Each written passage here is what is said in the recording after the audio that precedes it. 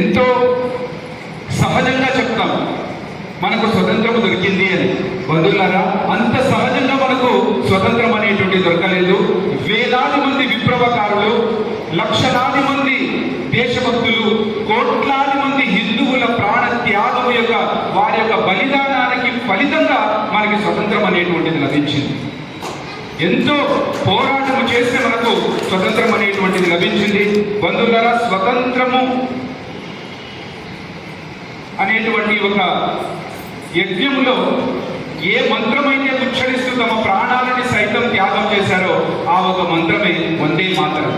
మన యొక్క ధ్యేయం కూడా హిందూ దేశ స్థాపన, హిందూ రాష్ట్రాన్ని మనము స్థాపించుకోవాలనేటువంటి ధ్యేయంతో మనము అడుగులు వేస్తున్నాము.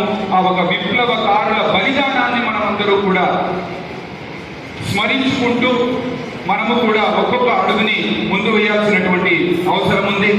హిందూ రాష్ట్ర స్థాపన అనేటువంటిది చాలా పవిత్రమైనటువంటి మరియు అత్యంత కఠిన పరిశ్రమంతో సాధించుకోవాల్సినటువంటి ఒక